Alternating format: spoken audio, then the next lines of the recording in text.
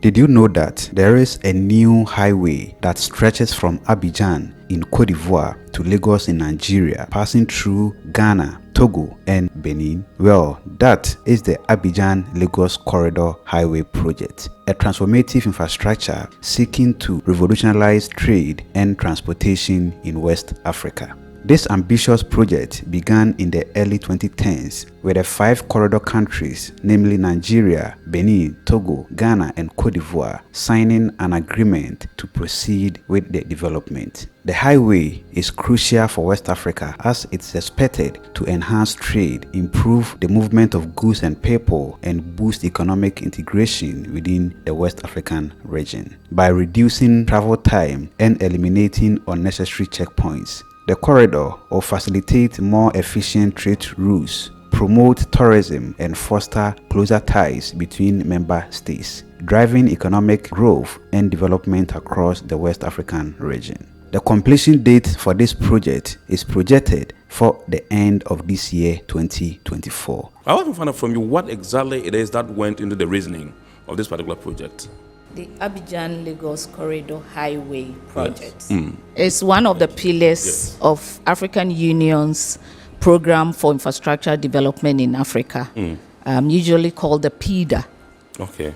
This was born out somewhere in 2013 in Addis Ababa, which identified the Abidjan-Lagos Corridor as one of the most viable trade routes. And so they charged the ECOWAS, who also, together with the heads of state of these 5 countries, namely Nigeria, Benin, Togo, Ghana, and Côte d'Ivoire, to sign a treaty in March 2014. Under the treaty, they all agreed to develop the highway as a single project. Right. They also then charged ECOWAS to facilitate the project. And then again, they also instituted a steering committee, which is made up of all the ministers in charge of infrastructure works rules in the various countries, together with the commissioner of infrastructure of ECOWAS. To lead in the preparation towards the construction of the road project. So can you paint a picture of what it will look like compared to what it is currently? Okay, so this is going to be a highway that will not be interrupted. Okay. You cannot enter and exit the highway just the way we do now when somebody drives from his or her house and enters the motorway or enters Temaflao or anything. No. Before you can enter the motorway, you will have to either go through an entry or an exit. And so there will be what we call the grid separation. Every community will be connected, but not directly. So before you can move onto the road, you will have to go through an authorized channel before you can enter the road. Remember, we are looking to reap the benefits of the road. Right. And our COMA, the management authority, will be managing the operations of this road. So you would go through it the same way, and you can exit also the same way.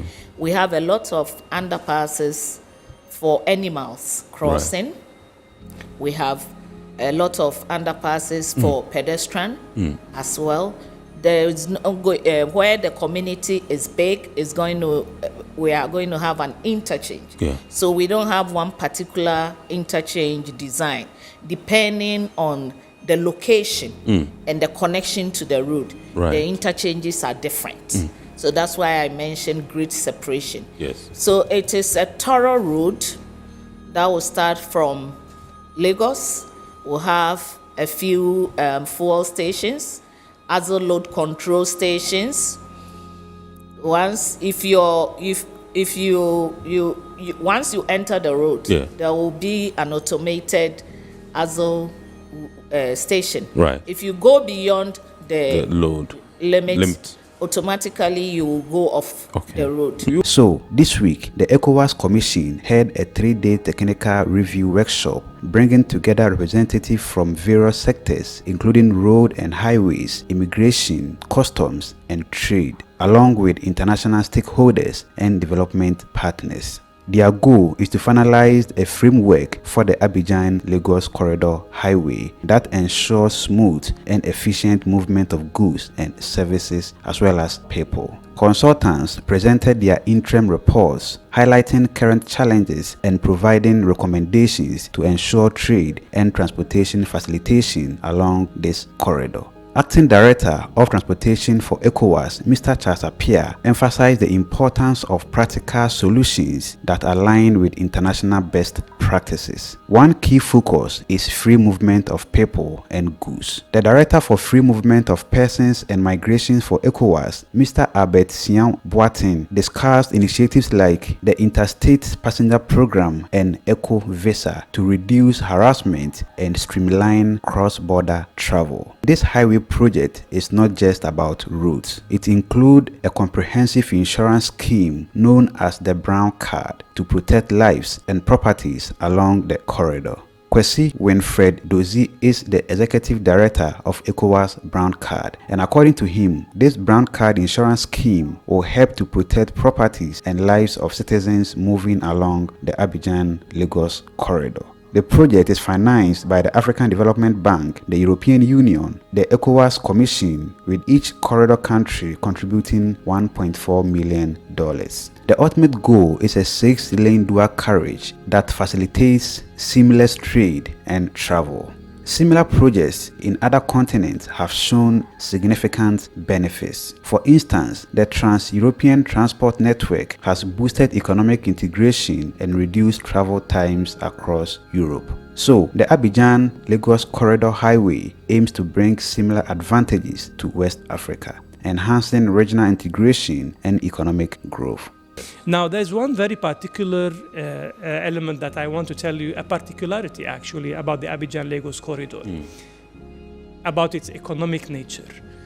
And you know, there are many ways to define a corridor. I will not go into the nomenclature. However, interestingly, people think that the Abidjan-Lagos economic activity is actually commercial activity that goes from Abidjan to Lagos and passing through some of these cities, while actually what we've seen from our observations and interactions, we have come to the conclusion that the majority of the activity that take place along the Abidjan-Lagos corridor is not actually commercial cargo moving along the corridor. Right. It's actually groupings of economic activities that take place either at the borders, where cross-border traders will meet in markets and exchange goods, apparels, food products, items, beads, or you name it.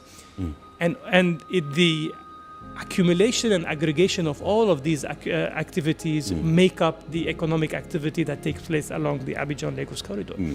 Keep in mind that Abidjan-Lagos corridor passes through 5 countries, which make up about 88% of the total economic activity of West Africa.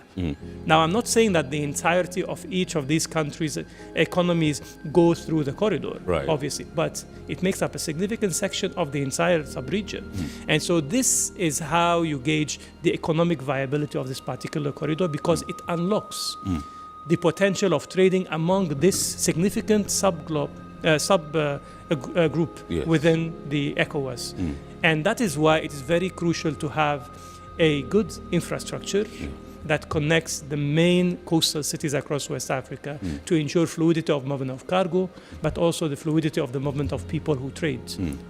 As the technical studies and detailed design of the highway progresses, the Abidjan-Lagos Corridor Highway stands as a beacon of hope for the West African region, and it promises to facilitate trade, enhance mobility, and drive economic development. This means the journey towards a more connected and prosperous Africa is well underway. And that is all for today's episode. Please subscribe to stay tuned for more business news and transformative projects like this. My name is Sharif Haruna, reporting for AS1 News. Have a joyful life and see you in the next one. Macrao.